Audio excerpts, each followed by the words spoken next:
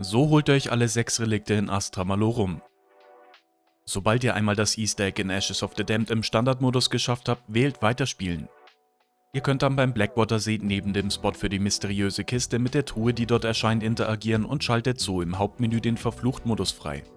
Startet ihr ein Spiel im Verflucht-Modus, könnt ihr Relikte sammeln. Die Relikte sind dazu da, das Spiel auf verschiedene Arten schwieriger zu machen, wodurch ihr aber je nachdem wie viele Relikte ihr aktiviert habt, neue Optionen im Spiel freischaltet. Aktiviert ihr so viele Relikte, dass Stufe 1 freigeschaltet ist, könnt ihr euch die goldene Panzerung kaufen. Die könnt ihr euch beim Panzerungswandkauf für 45.000 Punkte holen, nachdem ihr euch die lila Panzerung gekauft habt. Die goldene Panzerung lädt sich durchgehend automatisch wieder auf, auch wenn ihr keine Panzerplatten habt, und reduziert den erlittenen Schaden noch weiter. Auf Stufe 2 schaltet ihr die Waffenseltenheit Ultra frei. Die könnt ihr euch beim Arsenal für 8000 Schrott kaufen, wodurch die Waffe noch mehr Schaden macht als in legendärer Seltenheit. Und auf Stufe 3 schaltet ihr eine weitere Verbesserung mit Packer Punch frei. Dadurch könnt ihr eure Waffe für 100.000 Punkte auf Stufe 4 verbessern. Die 2 düstere Relikte könnt ihr euch ab Runde 20 holen. Die 2 finstere Relikte könnt ihr euch ab Runde 40 holen und nur wenn ihr so viele Relikte aktiviert habt, dass Stufe 1 freigeschaltet ist. Und die 2 Boshaft-Relikte könnt ihr euch ab Runde 60 holen und nur wenn ihr so viele Relikte aktiviert habt, dass Stufe 2 freigeschaltet ist. Ihr könnt euch so viele Relikte ihr wollt in einem Spiel holen. So holt euch das 4. düstere Relikt, den Gong. Aktiviert dafür am besten das Relikt Bus, damit Zombies Leben regenerieren. Rüstet euch für Todeswahrnehmung verborgene Schätze aus. Für Elementar-Limo Citrus, Fokus und Chillbeere. Und für Irrlicht Maske der Güte. Nehmt die Tesla Sturmfeldaufrüstung mit und rüstet dafür keine großen Augmentierungen und die kleinen Augmentierungen übertaktet und Lithium geladen aus. Rüstet beim Tote Leitung Munitionsmod Blitzschlag und Dynamik und wenn möglich noch Nachbeben aus. Und bei Kryofrost die Augmentierungen festgefroren und Flüssigstickstoff und wenn möglich noch Erweiterung. Nehmt euch die Kaugummis Kraftfass, Freude am Töten und starre Augen mit. Spielt dann bis Runde 20 und behaltet als Zweitwaffe eure Startwaffe. Holt euch bis dahin Todeswahrnehmung und eine verbesserte vollautomatische Waffe mit dem Kryofrost Munitionsmod. Packt euch auf eure graue Waffe da noch Tote Leitung. Ab Runde 20 spawnt jede Runde ein Zombie, bei dem ein Blitzfänger im Körper steckt. Mit der verborgenen Schätze-Augmentierung von Todeswahrnehmung seht ihr den Blitzfänger rot schimmern. Je nach Zombie ist er aber manchmal schwer zu sehen. Durch ein Thermalvisier seht ihr den Blitzfänger auch ganz gut. Lauft in einem Gebiet Runden und friert immer wieder einzelne Zombies ein oder killt sie, bis ihr den Zombie mit dem Blitzfänger im Körper stecken seht. Aktiviert dann schnell starre Augen und Instakill und tötet alle Zombies bis auf den Zombie mit dem Blitzfänger.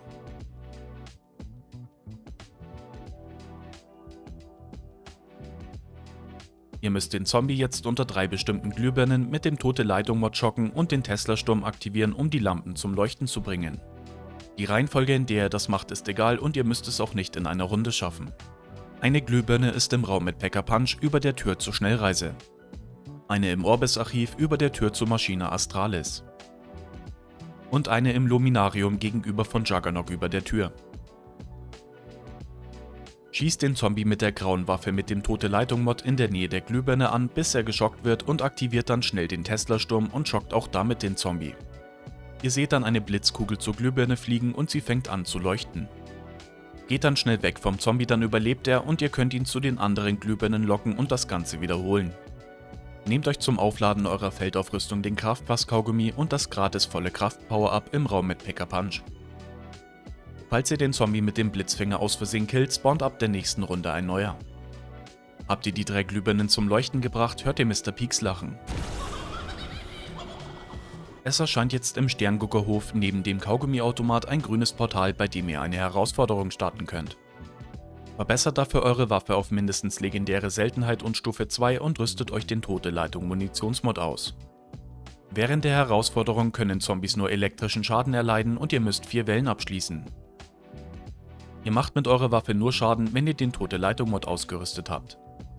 Ihr könnt aber für die Herausforderung auch beide Fallen benutzen. Habt ihr eine Herausforderung geschafft, werdet ihr zurück teleportiert und erhaltet das Relikt als Belohnung, das ihr dann im Verflucht-Modus auswählen könnt. Wenn ihr das Relikt auswählt, startet ihr das Spiel mit einer geladenen Feldaufrüstung, aber könnt sie nur mit dem volle Kraft Power-Up wieder aufladen. So holt euch das 5. Düster-Relikt die Saat. Nehmt euch für die Herausforderung Kaugummis wie Gratisfeuer, Zeitgeschenk und Instakill mit. Rüstet euch dann noch für den hirnvolle Munitionsmod die Augmentierungen Beißende Dämpfe und Dynamik aus. Spielt bis Runde 20 und lasst einen Zombie am Leben. Ab Runde 20 könnt ihr an einem von 6 Positionen auf der Karte eine graue Pistole finden. 2 Spots sind im Luminarium. Entweder ein Stück links neben dem Tisch mit dem Hirn drauf oder ein Stück links vom Arsenal.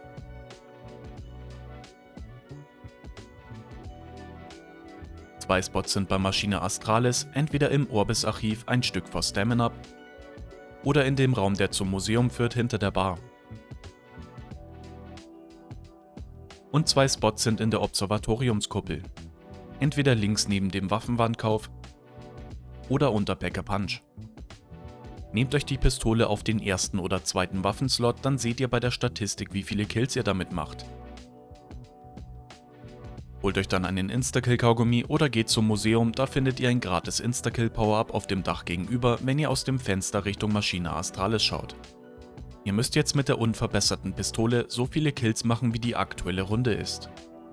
Tötet also den letzten Zombie, nutzt in Runde 21 Instakill und tötet mit der gefundenen Pistole genau 21 Zombies.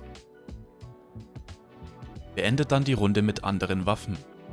Falls mal ein Verwüster die Pistole fressen sollte, ihr das Spiel speichert und neu ladet oder ihr sie versehentlich ablegt, spawnt jede Runde eine neue Pistole an einem der Spots.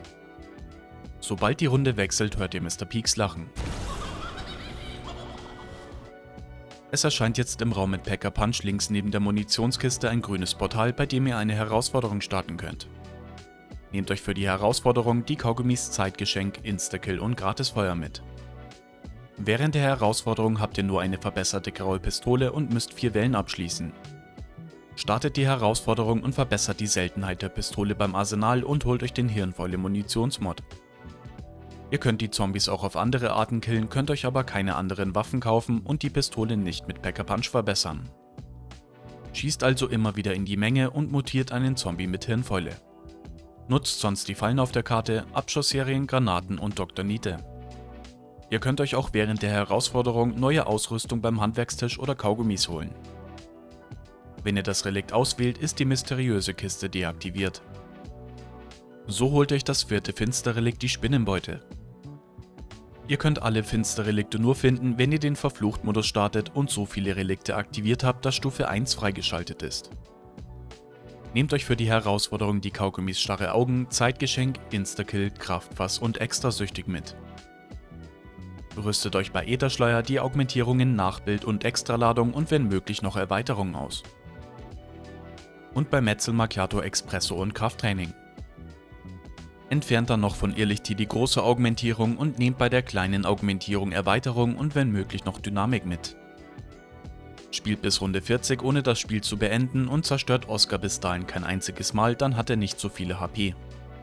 Ab Runde 40 müsst ihr einen Oscar im Nahkampf killen, während ihn euer Irrlicht angreift. Wertet bis dahin eure Nahkampfwaffe auf die höchste Seltenheit und Stufe 3 auf und holt euch Metzel Macchiato. Schaut, dass in Runde 40 eure beiden Ladungen Ätherschleier aufgeladen sind. Holt euch die Kaugummis Zeitgeschenk, Instakill und Starre Augen und das Irrlicht hier extra. Zerstört dann am besten gegen Ende einer Runde mit so 10 bis 20 Zombies übrig die Drohnen von Oscar. Nutzt dann euren Zeitgeschenk-Kaugummi. Macht dann viel Schaden auf einmal, dass euer Irrlicht erscheint. Das geht am einfachsten mit einem Äffchen. Das Irrlicht bleibt für 1 Minute und hat dann 3 Minuten Abklingzeit, bis ihr es widerrufen könnt. Aktiviert jetzt den Instakill-Kaugummi und Starre Augen. Greift Oscar immer nur im Nahkampf an, wenn euer Irrlicht gerade Oscar angreift. Das erkennt ihr daran, dass Oscar dann komplett blau leuchtet.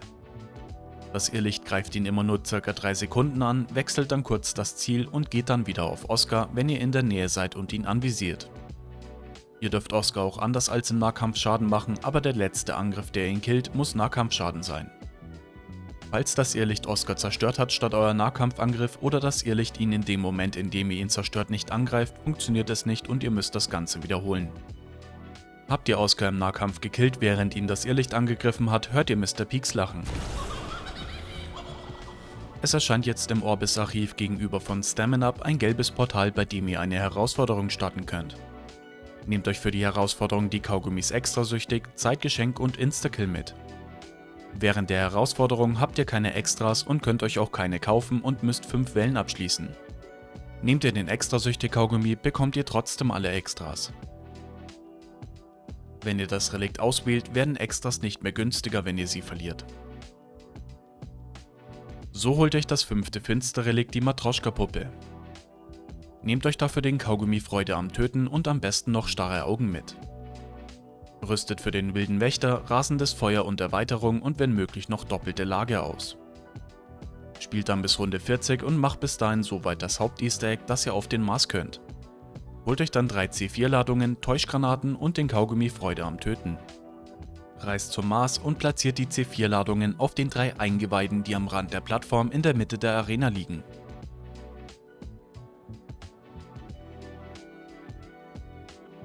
Aktiviert dann Instakill und lockt Zombies mit den Täuschgranaten in die Mitte der Arena.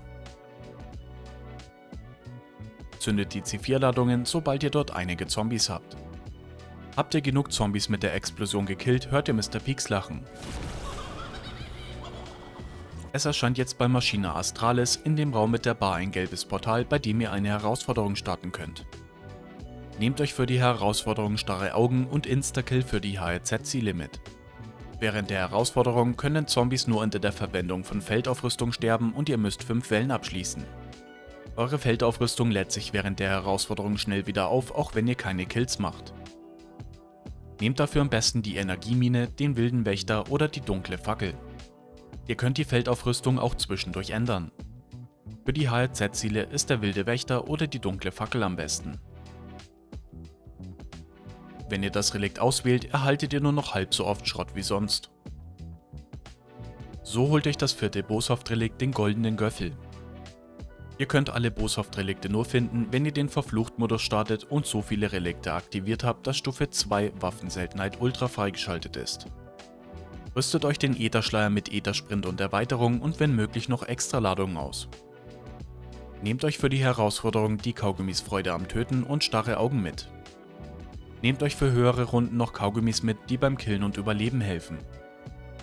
Koop ist es einfacher, da Oscar ab Runde 50 durchgehend Aggro auf euch hat und so schnell ist wie sprintende Zombies. Baut euch am besten die LGM1 Wunderwaffe und verbessert sie auf Stufe 3. Spielt dann bis Runde 60 und macht bis dahin soweit das Haupt-Easter Egg, dass ihr auf den Mars könnt. Holt euch dann Täuschgranaten und eine Mänglerkanone. Ihr müsst jetzt zum Mars reisen und dort mit der Mänglerkanone in das Portal schießen und euch schnell zurück zu Machina Astralis teleportieren. Stellt euch dann hinter die roten Runensymbole am Boden und schaut Richtung Portal. Aktiviert den Ätherschleier und werft Täuschgranaten mittig auf die Runensymbole. Nach ca. 10 Sekunden fliegt der Mänglerschuss, den ihr auf dem Mars in den Teleporter geschossen habt, in gerader Linie auf euch zu und ihr müsst damit genug Zombies auf den Runensymbolen killen. Habt ihr genug Zombies mit dem Schuss erwischt, hört ihr Mr. Peaks lachen. Es erscheint jetzt beim Spawn neben Schnellwiederbelebung ein rotes Portal, bei dem ihr eine Herausforderung starten könnt. Nehmt euch für die Herausforderung starre Augen und Instakill für die HRZ-Ziele mit. Während der Herausforderung bekommen Zombies nur Schaden durch Schüsse aus der Hüfte und ihr müsst 6 Wellen abschließen. Ihr könnt für die Herausforderung beide Fallen benutzen. Nutzt sonst immer wieder Kaugummis und die LGM1 Wunderwaffe. Nehmt für die HRZ-Ziele am besten starre Augen und Instakill. Wenn ihr das Relikt auswählt, machen euch Feinde doppelt so viel Schaden. Und so holt ihr euch das 5. Boshaft-Relikt, den Zivilschützerkopf. Rüstet euch dafür die Energiemine aus. Rüstet für Hirnfäule, beißende Dämpfe und Erweiterung und wenn möglich noch Dynamik aus. Nehmt euch, um die Herausforderung freizuschalten, die Kaugummis Auszeit, starre Augen und Kraftfass mit. Und für die Herausforderung Kaugummis, die euch in hohen Runden beim Killen und Überleben helfen, wie Freude am Töten in Kombination mit Zeitgeschenk, Auffüllen, Schildbürger und Koop-NATO-Erfahrung. Koop ist es einfacher, da Oscar so ab Runde 50 durchgehend Aggro auf euch hat und so schnell ist wie sprintende Zombies. Spielt dann bis Runde 60 und holt euch Dr. Niete. Ab Runde 60 brennen an 4 Kronleuchtern im Museum Kerzen. Ihr könnt jetzt einmal pro Runde die Kerzen an den 4 Kronleuchtern ausmachen, indem ihr mit Dr. Nita eine Explosion darunter oder daneben an der Wand auslöst. Platziert, um die Reihenfolge zu erfahren, in der ihr die Kerzen ausmachen müsst, eine Energiemine bei Tessie und lasst sie detonieren. Die Vorder- und Rücklichter fangen jetzt dann immer wieder auf zu leuchten. Die Reihenfolge, in der sie aufleuchten, ändert sich jede Runde. Tötet dann alle bis auf einen Zombie oder nutzt den Kaugummi Auszeit. Killt am besten nicht im Museum, da ihr sonst mit Dr. Nite, wenn ihr eine Explosion auslöst, vielleicht ungewollt Kerzen ausmacht. Geht zu Tessie und wartet, bis alle 4 Lichter dreimal aufleuchten, dann wiederholt sich die Reihenfolge.